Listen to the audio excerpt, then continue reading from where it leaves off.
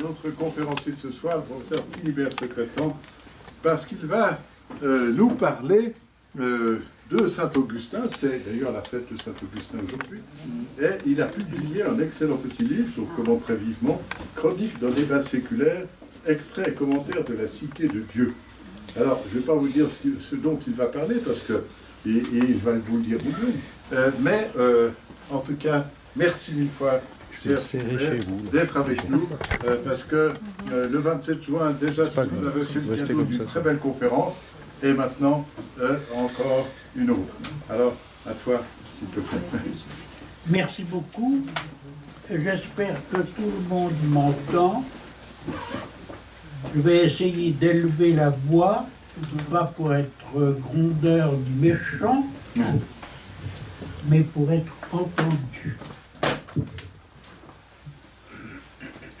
Mon intention première, avant que les choses ne se cristallisent autour de Saint-Augustin, mon intention première était de vous parler du sujet, de la subjectivité, de la différence entre la subjectivité et l'objectivité, un thème philosophique tout à fait traditionnel, mais autour duquel on peut, sans trop de bavardage, dire des choses utiles et intéressantes. Et voici que j'ai compris que je devais parler de Saint-Augustin. Alors je me suis dit, mais pourquoi ne pas en rester à ce thème du sujet? Car en fait, Saint-Augustin est un des premiers philosophes de notre tradition à avoir mis en évidence le sujet, le moi, et on fait volontiers le pont entre Saint-Augustin, Descartes et Husserl. C'est-à-dire qu'il faut être attentif au fait que Saint-Augustin commence d'une certaine manière sa carrière littéraire avec les Confessions, qui sont un retour sur une aventure spirituelle et intellectuelle hors du commun, qui est au fond dans la lignée du « connais-toi toi-même » de Socrate. Et on n'est pas étonné de lire quelque chose d'étonnant qui est noverim me, noverim te. Si je me connaissais, je te connaîtrais, dit-il au sujet de Dieu. Il y a l'affirmation d'une extraordinaire intimité entre l'homme et Dieu, à condition effectivement de se regarder et de se mettre devant Dieu. Non pas dans une sorte, non pas dans une manière d'approximation, mais dans un véritable acte de connaissance de soi. La connaissance de soi est absolument indissociable de la connaissance de celui qui, en moi, fait ce que je suis. Les confessions sont moi devant Dieu, mais Dieu au fond de moi-même. Intimior intimo meo, plus intérieur à moi-même que ce que j'ai moi de plus intime. Et donc là, une proximité absolument extraordinaire, mais qui est en même temps le fait d'une découverte progressive. Ce n'est pas une intuition immédiate, c'est quelque chose qui est de l'ordre de la grâce. Se voir ainsi inhabité par Dieu est vraiment un moment de grâce tout à fait extraordinaire. Et c'est cela qui lui permet d'écrire In interiore homine habitat veritas. La vérité est en moi, elle habite en moi, mais elle est effectivement identique à cette présence de Dieu en moi, dans mon esprit. In interiore homine habitat veritas, il faut intus ire. Il faut aller vers cet intérieur. Et c'est en cela que, pourrait-on dire, Augustin est un maître de l'intuition. Et à sa suite, l'intuition sera reconnue comme un véritable acte intellectuel, comme quelque chose qui ne peut pas être supplanté par les démarches abstractives qui seront par exemple celles de la scolastique. Il y a dans l'idée, il y a dans le fait de l'intuition une faculté d'appréhender les choses de l'intérieur, comme si cette activité de se regarder soi-même, mais sous le regard de Dieu, entraînait l'intelligence à une capacité de saisie des choses dans leur intérieur, dans leur réalité la plus intime. J'appellerais cela l'intelligence spirituelle. Une intelligence spirituelle qui dépasse, à mon avis, la connaissance par abstraction, qui est toujours de l'ordre de la généralisation, d'entrer dans les choses par ce qu'elles ont de générique et de général, ça s'appelle aussi l'essence, et il y a une démarche intellectuelle plus intuitive qu'il ne faut pas réduire à une dimension purement psychologique. C'est pour ça que je parle volontiers d'intelligence spirituelle, c'est vraiment l'esprit qui est à l'œuvre.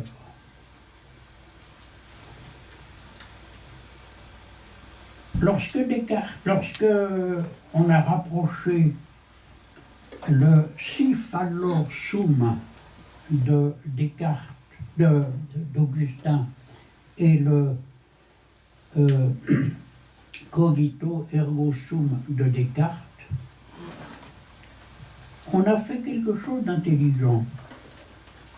C'est-à-dire que l'on a su voir que il y a une démarche de l'esprit à travers et à l'occasion de laquelle s'articule une affirmation d'existence. Je pense, c'est une activité de l'intelligence, de l'esprit, et en même temps elle contient une affirmation d'existence. Ce n'est pas une réduction de l'homme à la pure pensée intellectuelle, rationnelle, c'est une affirmation d'existence à travers un acte spécifique, à l'occasion de quelque chose de particulier. Eh bien, lorsque saint Augustin dit « si fallor sum », Si je me trompe, alors je suis. Et ça veut dire deux choses, à mon avis. Ça veut dire que, d'une part, se tromper, effectivement, est une situation intellectuelle à travers et dans laquelle j'affirme que j'existe. Si je n'existais pas, je ne pourrais pas me tromper. Mais en même temps, il affirme que c'est parce qu'il se trompe qu'il manifeste la vérité de son existence, qui est de l'ordre de l'imperfection, qui est de l'ordre de la diminution par rapport à quelque chose qui est absolument parfait et qui est Dieu. C'est une affirmation existentielle, mais qui en même temps relève de la certitude que dans l'homme, par la volonté de l'homme, c'est briser quelque chose, c'est casser quelque chose, et nous le savons aussi à travers le fait que nous nous trompons et que nous sommes trompés, que nous pouvons être trompés.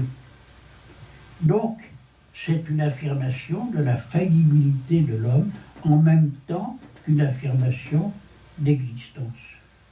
Et cela me semble très typique de saint Augustin, qui jamais ne dissocie le sentiment, la certitude d'appartenir, d'être dans un ordre divin et en même temps d'être toujours défaillant par rapport à cela. On peut insister sur cet aspect négatif et toute une tradition de lecture de saint Augustin en a fait un agent, si je puis dire, de la propagation d'une sorte de sentiment de la négativité du péché, alors qu'en même temps, il y a une continuité absolument extraordinaire d'aspiration à la perfection, de dépassement grâce à la force donnée par Dieu dans l'existence humaine. Je parle de l'esprit. L'esprit humain est conformé à la Trinité. L'esprit humain est un reflet de l'esprit divin. Même si effectivement il est dans l'approximation et dans l'imperfection. Ce reflet de la Trinité s'articule en termes de mémoire, d'intelligence et de volonté. La mémoire, il en fait l'instrument des confessions, qui est complètement mémoriel, qui est totalement une reprise de soi en face de Dieu. L'intelligence, il l'exerce d'une manière continue en sa qualité de théologien, en sa qualité de penseur justement de la Trinité, dans le De Trinitate en particulier, et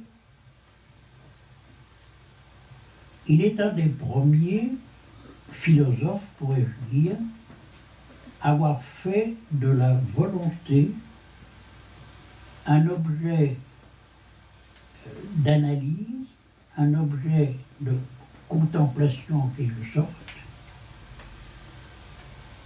avec dans la volonté ce moment absolument typique de la possibilité de renverser la relation à Dieu en une relation de refus de Dieu. La volonté est véritablement le moment, le lieu, l'espace dans lequel se passe et s'est passé quelque chose qui est la capacité, la possibilité, la liberté du refus de Dieu. C'est en reprenant un peu ce thème que je me suis dit, mais au fond, la philosophie de Paul Ricoeur, que j'ai beaucoup admirée, est radicalement augustinienne. De quoi parle-t-il dans sa philosophie de la volonté? Du volontaire et de l'involontaire, d'une dualité entre ce que je veux et ce qui, en dehors de moi et en moi, se fait sans que je le veuille. Un espace de à la fois de négation et de neutralité par rapport à ce qui est de l'ordre du vouloir. Et puis, l'homme faillible et la symbolique du mal. Il y a dans ce mal qui vient de la volonté, qui vient d'un refus volontaire, quelque chose d'incompréhensible, de totalement étranger à ce qui est raisonnable, ce qui est intelligible. Il y a un moment, un espace de vide. Et c'est cela qui, dans la philosophie de Paul Ricoeur, est remplacé par le symbole, la symbolique du mal. Le mal ne peut se dire qu'à travers des images, qu'à travers des métaphores, qu'à travers des dérivés. Il n'y a pas de prise directe sur le mal. Il est trop étranger à notre nature. Je crois que c'est aussi un aspect très important de l'augustinisme, c'est que, bien sûr, le mal a été choisi, a été voulu par l'homme, mais en même temps, l'homme a introduit quelque chose qui lui est totalement contraire. C'est là un énorme, c'est là l'essence même, si je puis dire, du paradoxe du mal.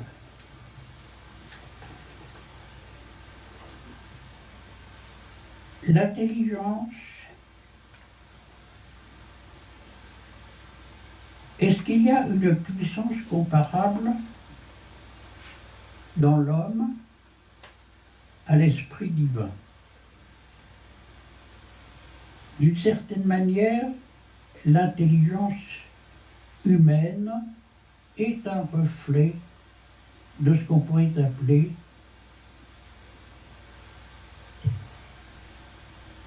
l'emprise de Dieu sur la réalité qu'il a créée.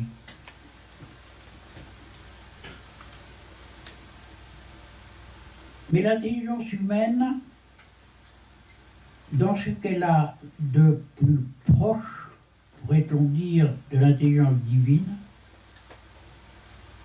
reste purement contemplative et de l'ordre de l'intuition. J'en parlais déjà tout à l'heure. Il participe d'un ordre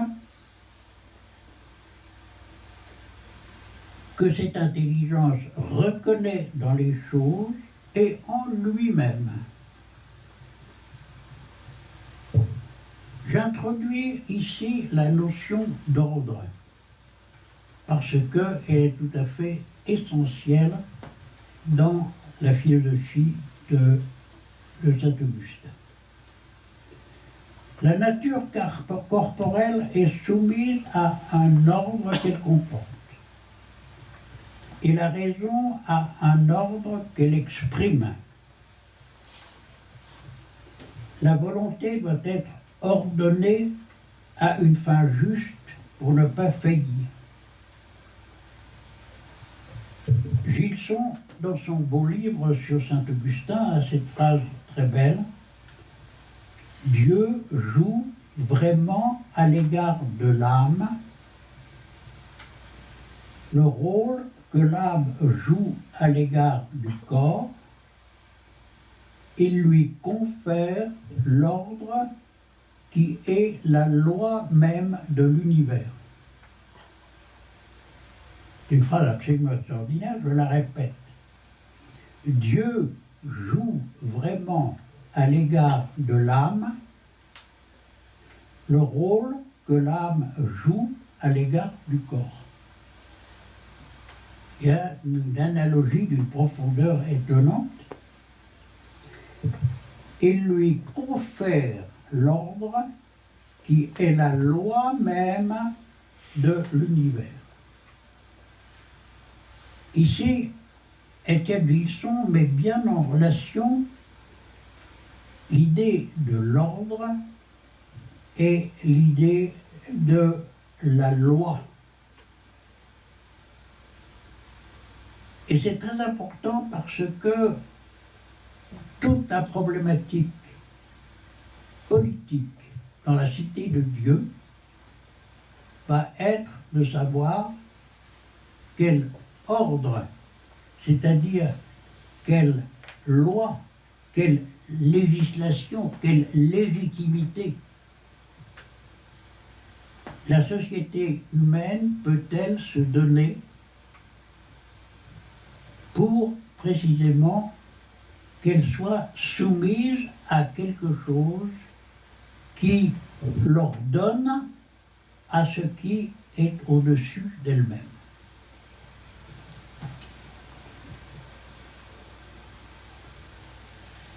Il faut ajouter à cela, et c'est toujours la même problématique chez saint Augustin, le côté négatif, le côté sombre. Depuis la chute, depuis que la volonté humaine s'est détournée de son ordre, s'est détournée de sa loi, depuis la chute, l'homme est privé d'une puissance première. Privé, c'est-à-dire marqué par cette privation qu'est le mal. Je reviens ici sur un thème tout à fait essentiel. Dans son débat avec le manichéisme, saint Augustin avait élaboré une théorie selon laquelle le mal n'était pas une substance, une réalité opposée au bien, mais selon laquelle le mal est une privation de bien. Et je retrouve cette idée, je reprends cette idée en disant que l'homme s'est privé d'une puissance première qu'il avait dans tous les espaces de sa réalité spirituelle, qu'elle soit mémoire, qu'elle soit intelligence, qu'elle soit volonté. Privé, c'est-à-dire marqué par cette privation qu'est le mal, marqué, mais pas inféodé à un esprit qui s'oppose à Dieu. Si ce n'est par la volonté propre, qui sera précisément une volonté de puissance. La volonté de puissance qu'on va précisément retrouver dans toute la problématique politique des deux cités, cette volonté de puissance est, à mon sens, une tentative de récupérer quelque chose qui a été perdu avec le péché original. L'homme était le reflet de la toute-puissance de Dieu. Il a perdu cette puissance et il essaie, par une volonté de puissance, et c'est toujours le même problème que la volonté, une volonté de puissance qui est tout à fait typique de toutes les formes possibles de désordre politique.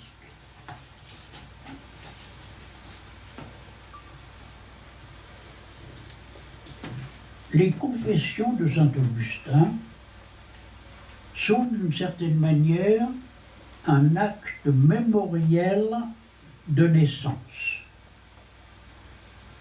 Il naît à la vie véritable qui est celle qui est placée sous la lumière et la conduite de Dieu.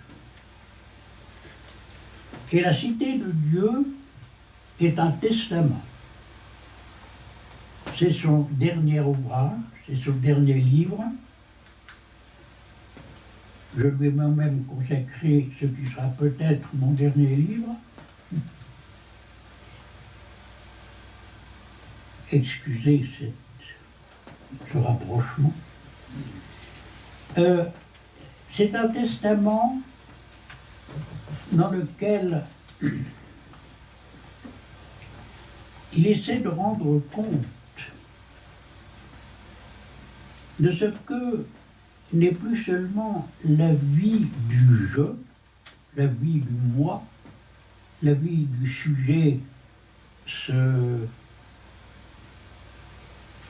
considérant lui-même, entrant en considération de son existence. Il regarde la collectivité humaine. Il fait preuve de philosophie de l'histoire. Il est en train d'assister à la fin de l'Empire romain. C'est-à-dire qu'il va prendre la mesure de quelque chose qui pouvait encore, à ce moment-là, apparaître d'une sorte de grandeur historique. Mais déjà, les conditions de sa perte, de sa destruction, sont sensibles. Je crois qu'il faut tenir compte de cette situation historique pour savoir pourquoi il conçoit que la cité, c'est-à-dire la collectivité humaine, c'est-à-dire le lieu dans lequel se déroule l'histoire,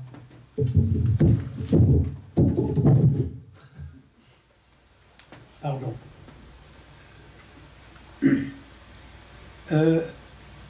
Il cherche. Vous pouvez m'aider, s'il vous plaît, à manier cet objet.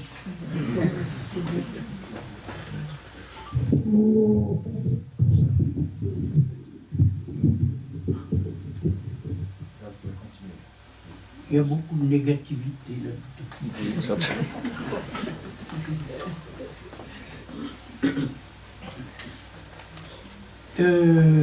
Oui, cet espace, ce moment historique est un moment dans lequel des forces contraires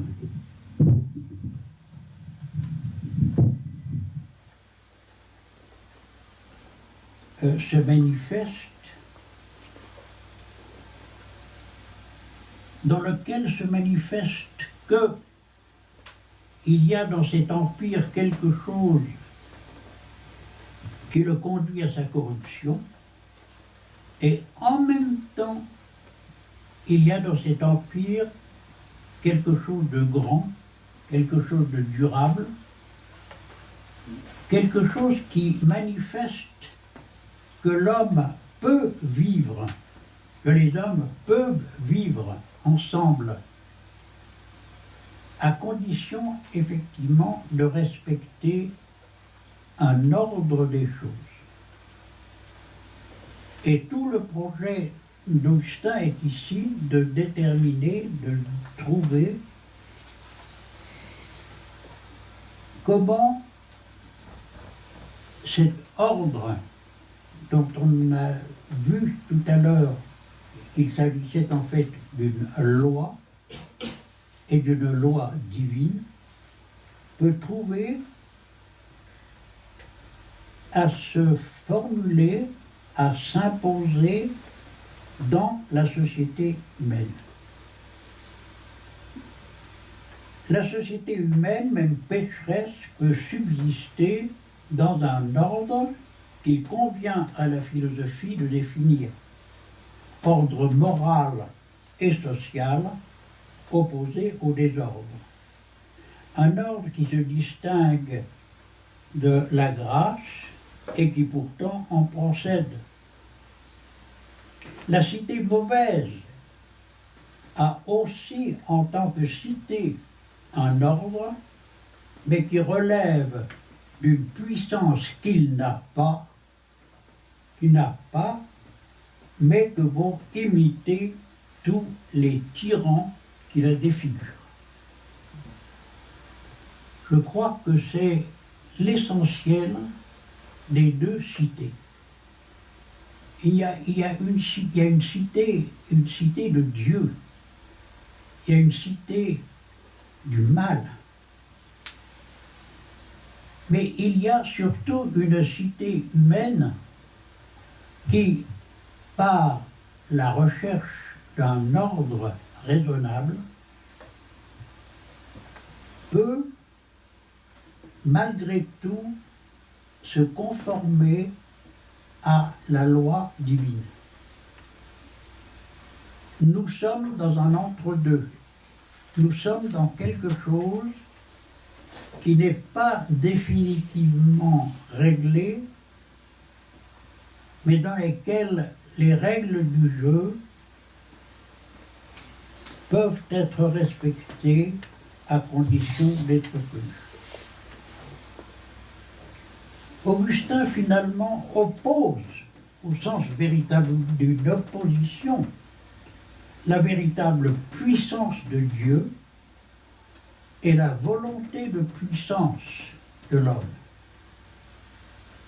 Mais entre la volonté, entre la puissance de Dieu et cette volonté de puissance, il y a un espace à aménager d'une façon réfléchie.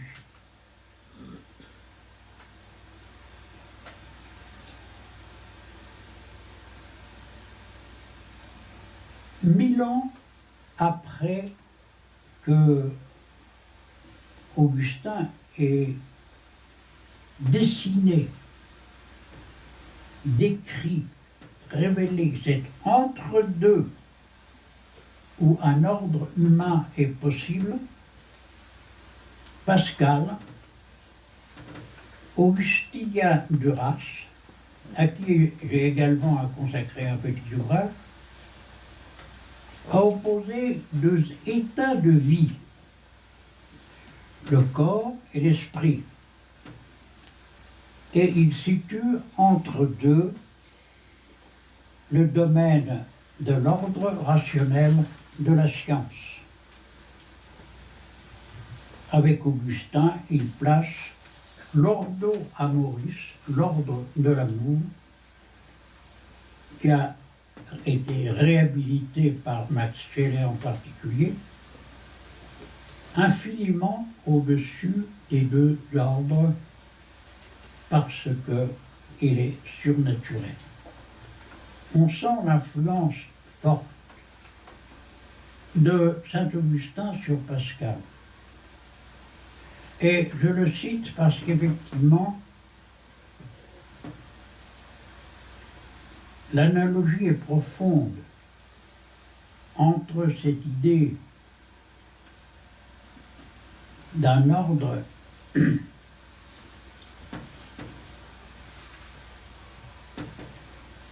d'une réalité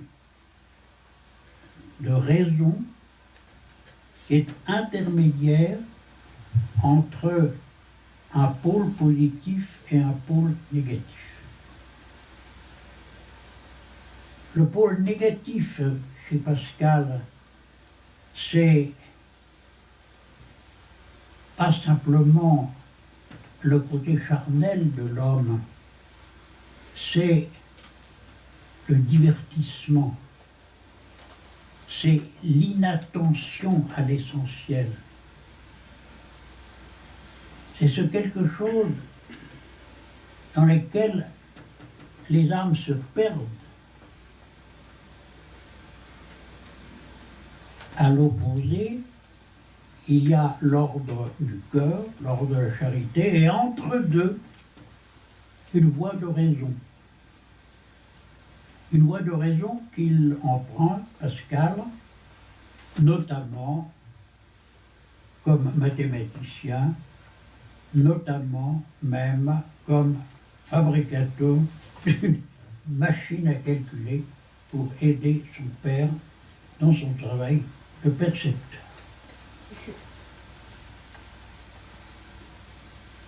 Le jansénisme auquel Pascal est critiquement sensible et le calvinisme qu'il cite dans les pensées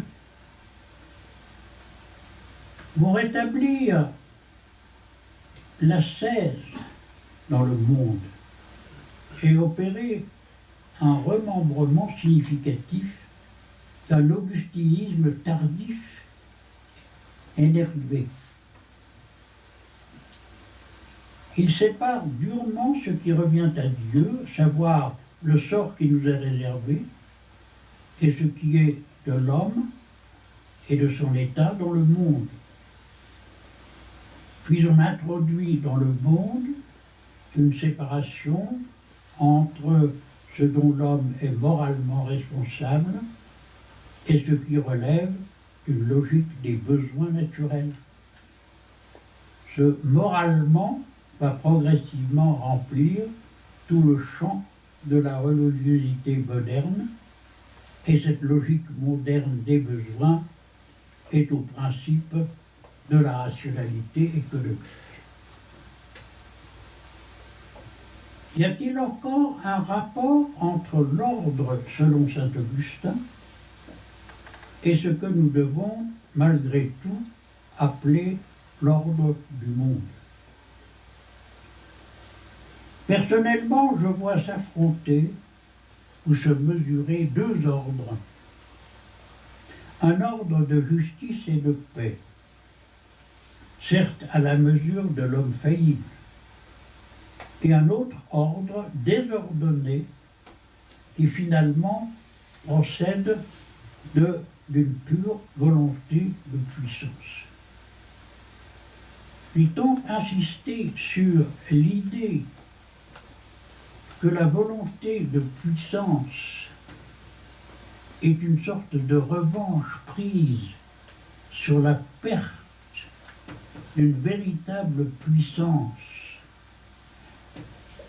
reflétant la toute-puissance de Dieu. Et je dois bien admettre que cette volonté de puissance subsiste dans notre monde, mais sous d'autres formes que celles qui ont pu être auscultées, analysées, désignées par saint Augustin. D'où ma question, y a-t-il encore un rapport entre l'ordre selon Augustin et ce que nous devons malgré tout appeler l'ordre du monde? Je me répète, personnellement, je vois s'affronter ou se mesurer deux ordres. Un ordre de justice et de paix, certes à la mesure de l'homme faillible, et un autre désordonné qui finalement procède de la pure volonté de puissance. Ordre de justice et de paix nous ramène complètement à saint Augustin. Une grande partie de la cité de Dieu est une réflexion sur les conditions dans lesquelles la justice et la paix peuvent effectivement être maintenues dans une société qui obéit à un certain nombre de règles, dont il ne faut pas attendre qu'elles soient parfaites. C'est une société d'hommes imparfaits, mais dans laquelle il y a des mesures qui peuvent être prises intelligemment et qui relèvent de quelque chose qui est malgré tout un reste de sagesse et de raison dans ce monde imparfait des hommes.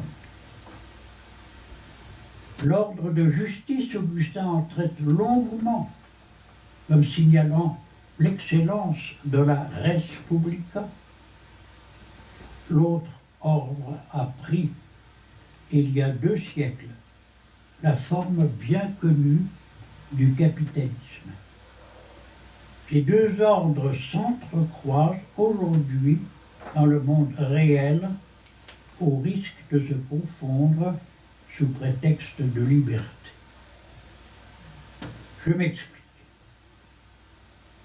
L'ordre de justice s'appelle aussi État de droit, démocratie, en tant que contraire de la dictature qui est la forme la plus répandue encore aujourd'hui de la volonté de puissance.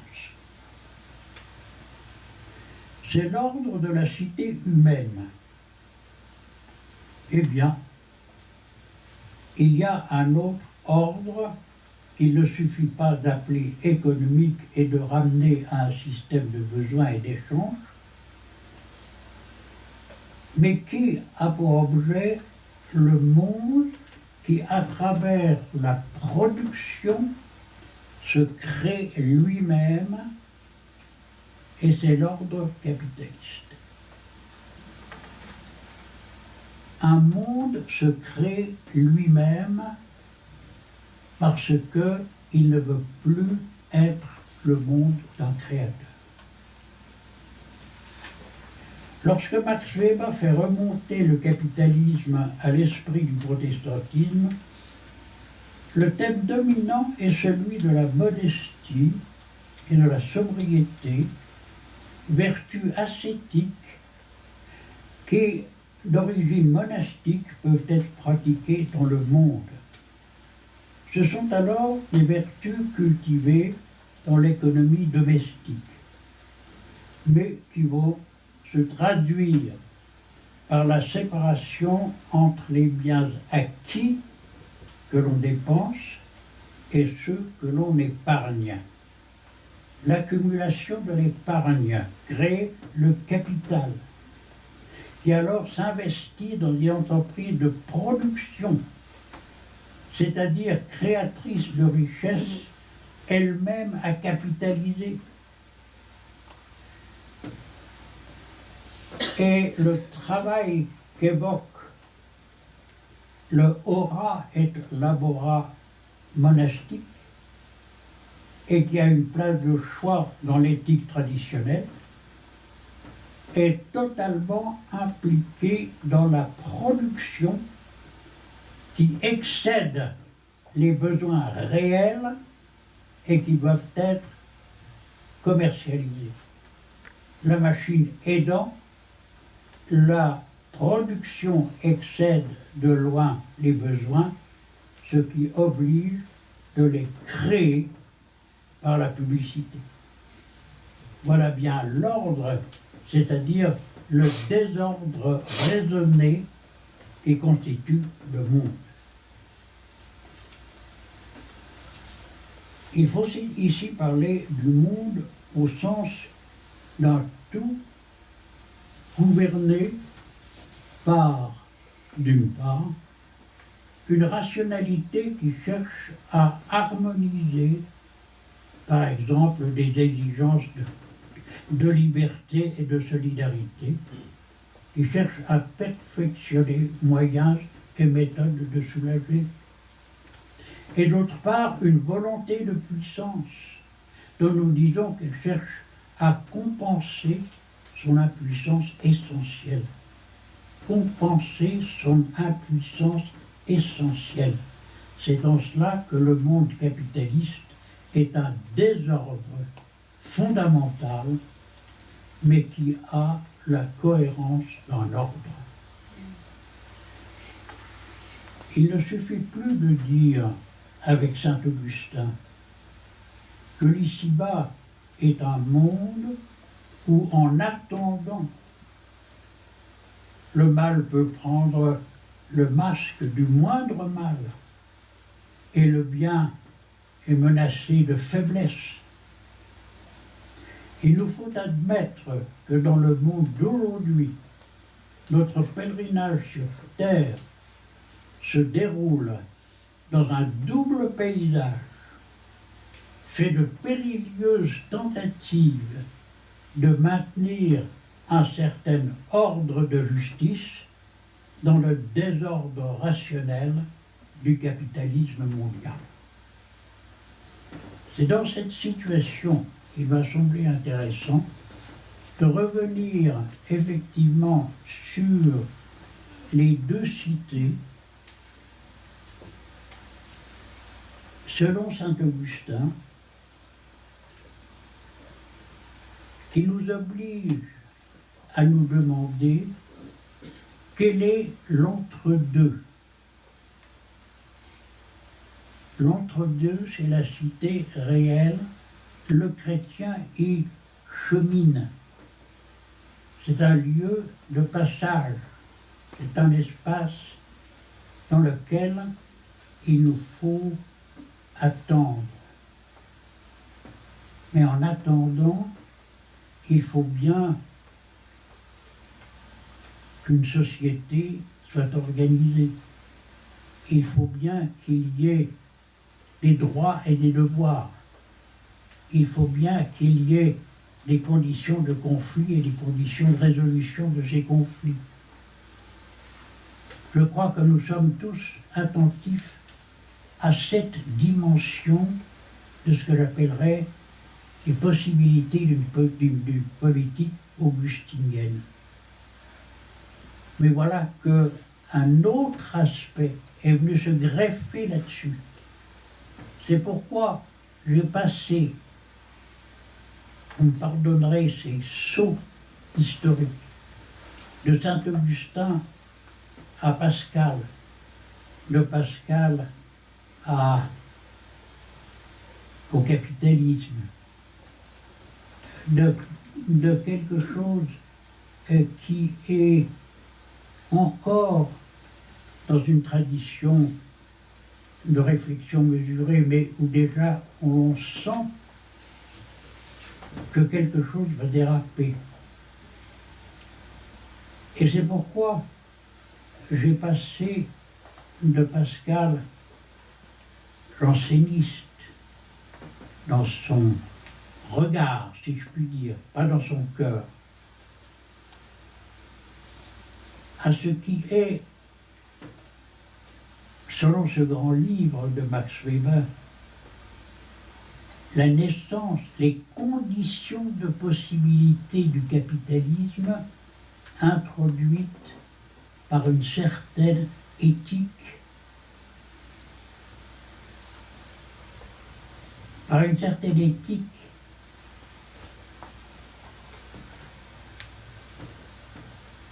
qui a révolutionné les conditions de vie spirituelle de l'homme, qui a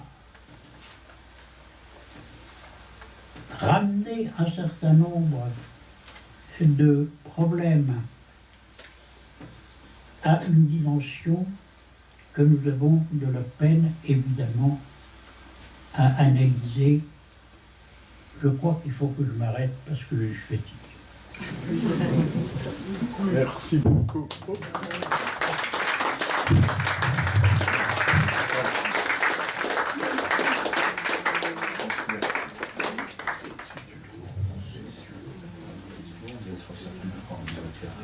Pardon. Je veux répondre à des questions, mais je sens bilatéral. Non, je vais répondre aux questions dans la suite. Très bien. Alors voilà, il y a donc une possibilité de poser des questions, mais peut-être, si vous êtes loin, rapprochez-vous, ou bien parlez fort. Donc merci mille fois pour cet exposé très intéressant. Et je pense qu'il y aura certainement des questions. Je ne sais pas si... Non, Charles? Oui, je peux Oui, poser une on y question. va, oui. Merci d'abord parce que c'était très éclairant. Au fond, vous avez parlé du mal, entre autres, et ça m'a fait penser à Nietzsche, la généalogie de la morale, Oui. où Nietzsche emploie un mot que vous n'avez pas employé.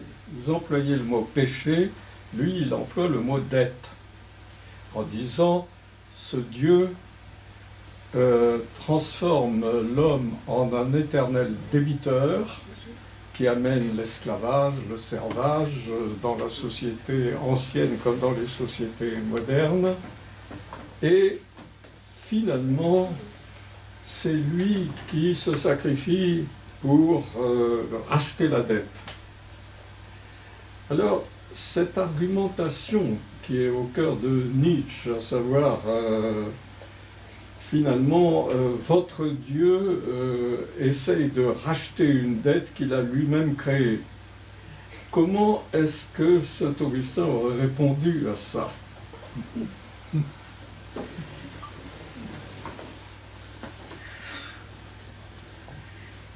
Et dimite nobis debita nostra. L'homme a une dette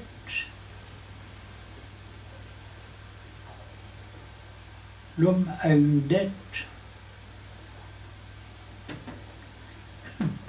Je ne sais pas si on peut lui donner une forme économique.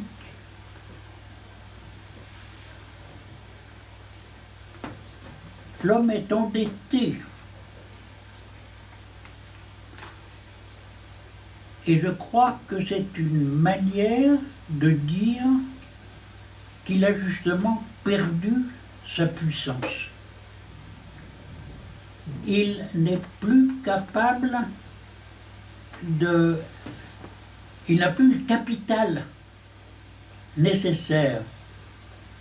Donc il est obligé d'emprunter. C'est une très curieuse façon de replacer sur un terrain effectivement économique quelque chose qui est d'ordre spirituel. Mais je retiens cette idée.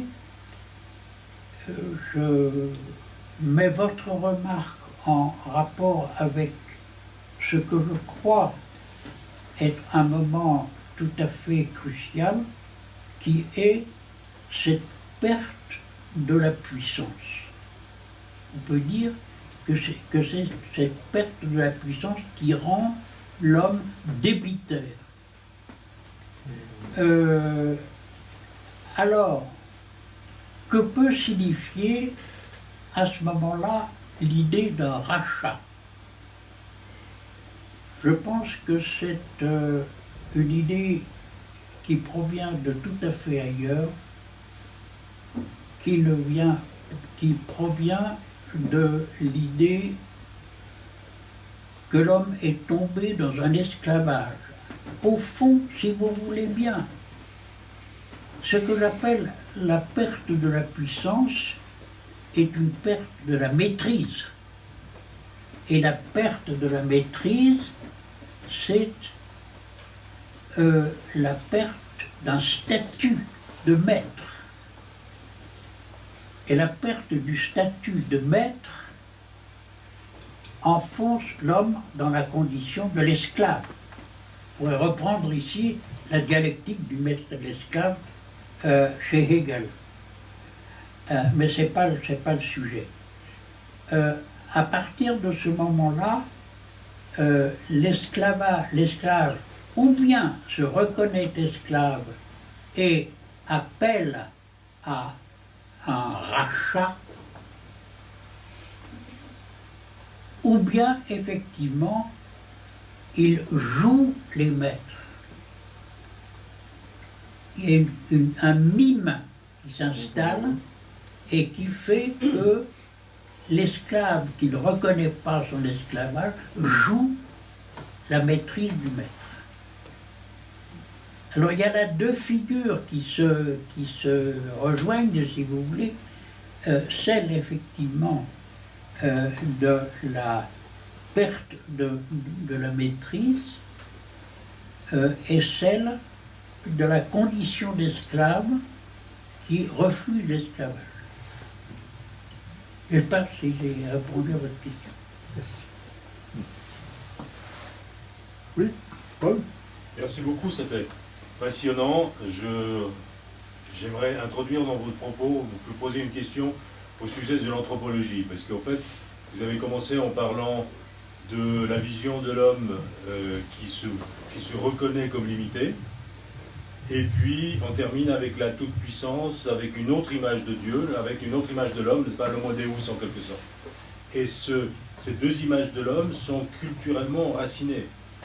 Et aujourd'hui, dans notre culture, on est plus proche de la vision humaine de l'homo deus que de l'homme pécheur, en quelque sorte, Oui.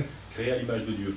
Comment vous voyez le relais entre la réflexion philosophique, l'évolution du système économique, et puis la vision dominante de l'homme dans les cultures correspondantes? Je ne suis pas sûr d'avoir bien compris votre question. Est-ce que vous pouvez vous rapprocher un petit peu, Oui. s'il vous plaît? Il y a trois niveaux dans votre propos. Il y a l'homme, Oui, il y a la vision de la cité de Dieu, la cité de l'homme, oui, et puis il y a la transformation des systèmes économiques, judiciaires, politiques, etc. d'accord. La manière dont on regarde l'homme correspond à différents niveaux d'histoire à cette transformation systémique ou structurelle de l'économie, de la société, du politique. Oui. Alors, comment est-ce que, philosophiquement, vous appréhendez cette transformation de l'image de l'homme que véhiculent les cultures à différents stades de l'histoire? Vaste question.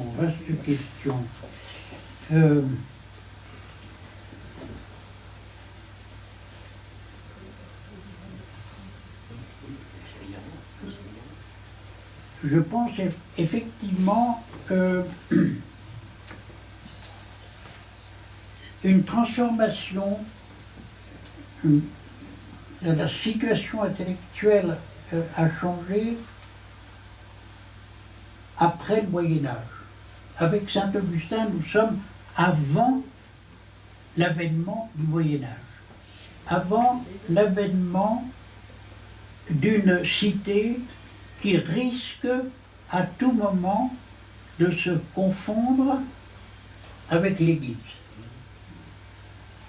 À tout moment, le spirituel et le politique risquent de fusionner.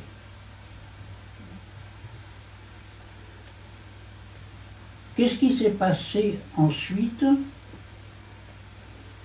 C'est qu'effectivement, les deux dimensions, politique et spirituelle, se sont séparées. Se sont séparées au point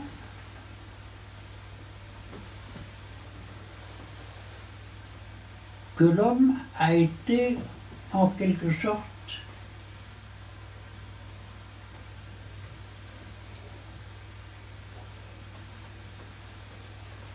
libéré d'un souci essentiellement spirituel pour se retrouver dans une situation de responsabilité purement morale, avec quelque chose dans cette moralité qui relevait fondamentalement de la raison, ce que Kant a montré dans la critique de la raison pratique. La critique de la raison pratique de Kant n'est que l'aboutissement d'une évolution à travers laquelle on voit que la raison pratique, la raison engagée, si je puis dire, dans les affaires du monde, est une raison déconnectée de l'ordre de l'esprit. La dimension spirituelle devient quelque chose qui relève totalement de l'irrationnel. Reste à la raison la gestion de la conscience individuelle et la gestion des affaires collectives. À partir de ce moment-là, il n'y a plus lieu d'avoir un regard spirituel sur l'organisation du monde.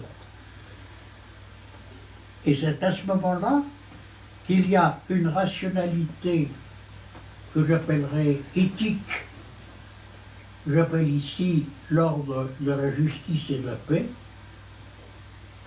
et une rationalisation de quelque chose que Hegel appelle le système des besoins, mais à l'intérieur duquel un certain type de productivité et de création de richesse au-delà des besoins réels crée un espèce de second monde dont l'homme est le gestionnaire et qui n'a plus aucune dimension spirituelle. Est-ce que je réponds à votre question? En Merci. partie peut-être. Merci. Pardon? Merci, des éclairages très intéressants. Merci beaucoup. Oui. Donc, on a entendu que finalement le capitalisme sous lequel règne nous nous trouvons a un élément de perversion. Donc, quel serait le modèle que nous devrions retrouver? De quoi devrions-nous épurer ce capitalisme? Quels sont les éléments de cette cité intermédiaire vers laquelle nous devrions tendre? Récemment, le ministre des Affaires économiques, Bruno Le Maire, en France, disait qu'il se présentait un choix entre un capitalisme sauvage à l'américaine, un capitalisme d'État à la chinoise, et qu'il y avait peut-être, il fallait qu'il y ait une voie intermédiaire qui serait typiquement européenne.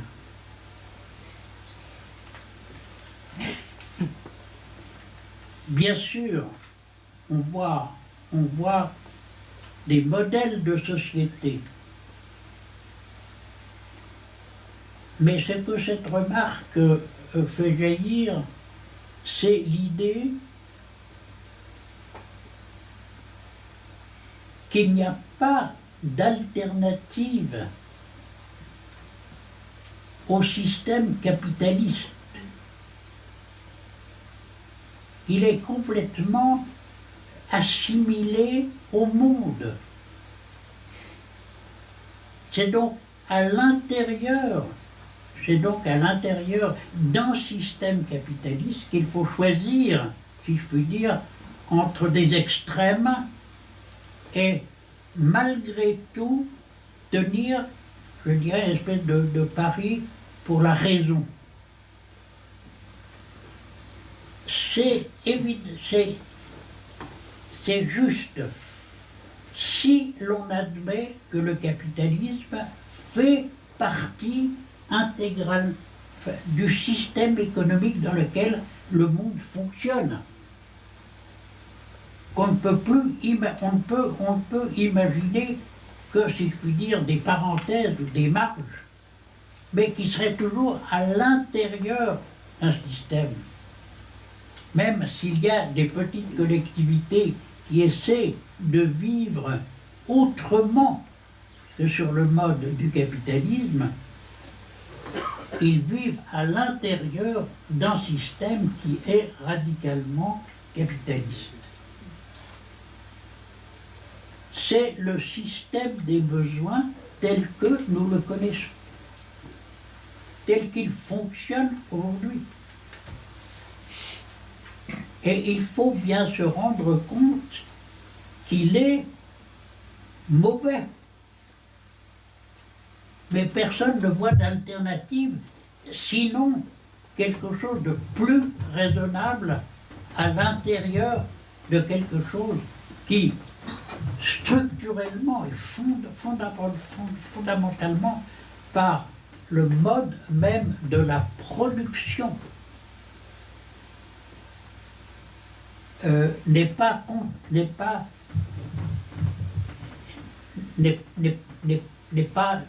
dans un ordre acceptable.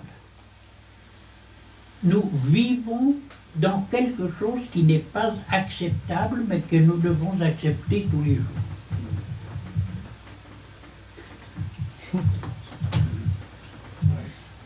Cependant, j'aimerais dire que dans les forums internationaux et surtout parmi les jeunes, on parle désormais de manière assez délibérée de la fin du capitalisme, que nous sommes à la fin du capitalisme. Que nous sommes à la fin du capitalisme et personne ne sait par quoi le remplacer. C'est précisément ça. Mais tout le monde se rend compte que le modèle est arrivé à bout de souffle, qu'il a... Oui, alors c'est toujours l'extrême difficulté dans cette discussion.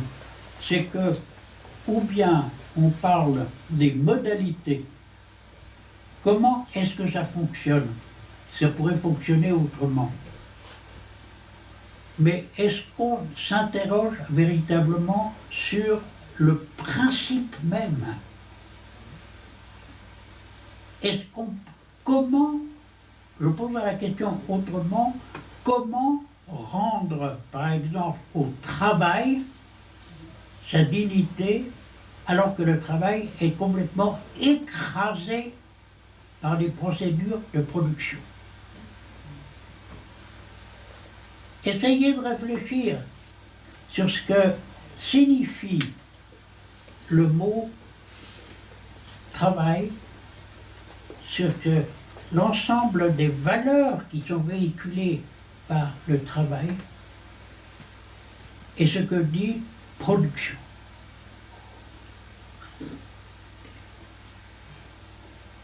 Vous sentez bien qu'il y a des mondes, mais comment donner forme sociale, collective à cette distinction entre le travail et la production?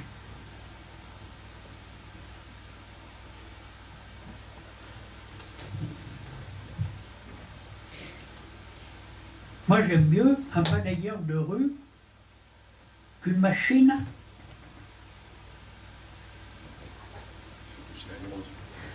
qui balaye là. On me dira, oh, mais ce pauvre balayeur, mais il est fatigué. Travail fatigue, oui.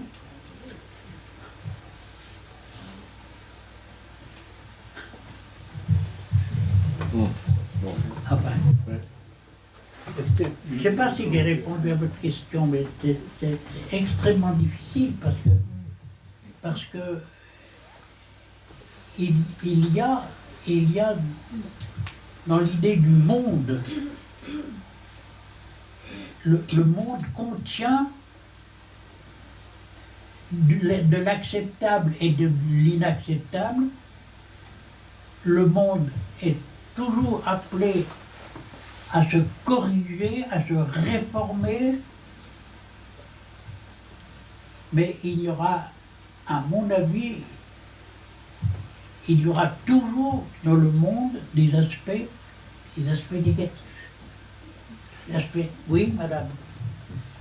Est-ce qu'il n'y aurait pas dans ce qu'on appelle économie de communion ou civilisation de l'amour, ou peut-être dans les communautés religieuses des pistes, ce qui voudrait dire que la responsabilité des chrétiens serait d'introduire parce qu'ils l'accueillent le Saint-Esprit, l'esprit de communion, oui. l'esprit d'amour qui peut changer tout. Oui.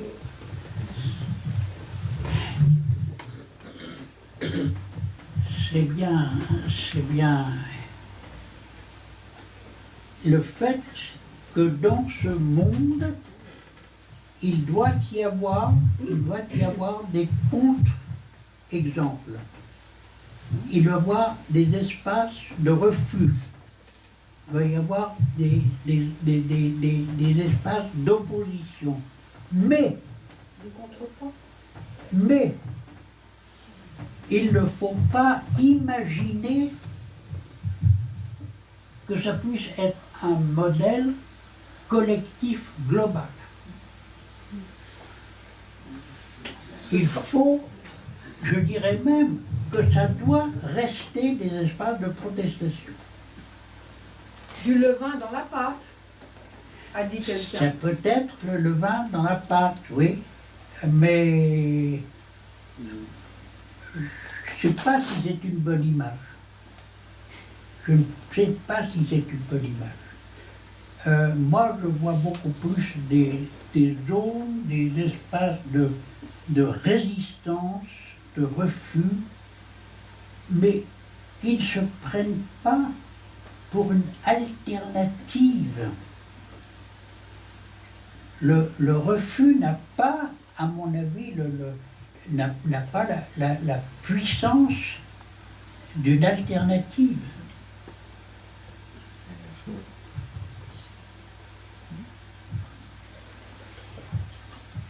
C'est là qu'il faut être. Notre foi doit se défaire d'un certain nombre d'illusions. Moi, je suis complètement désillusionné.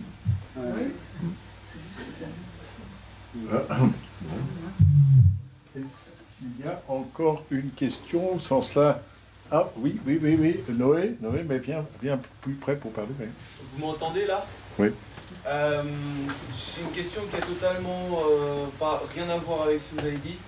Vous avez dit à un moment comme quoi on essaie de se créer un nouveau monde pour différer du monde du créateur et que ça serait en soi-même une recherche de puissance qu'on a perdue auparavant. Mais qu'est-ce que vous pensez juste alors des artistes, comment dire ça, du mouvement artistique de création de quelqu'un qui aimerait créer des choses, quoi, comme vous par exemple avec vos statues? Oh, moi je suis très, très sensible à la création artistique, mais j'ai peur que dans de très nombreux aspects soit justement victime de cette attitude de production. Il faut absolument que les artistes réfléchissent sur la différence fondamentale entre créer et produire. Et la mécanisation de tout un ensemble de moyens de production artistique risque toujours de conduire à une confusion entre créer et produire. Il y a des soi-disant des œuvres artistiques qui sont des pures productions et qui qui appelle effectivement des reproductions continues. Une œuvre authentique n'est pas reproductible. Or, dans le domaine où vous travaillez, vous êtes entouré de moyens de reproduction qui se reproduisent eux-mêmes. C'était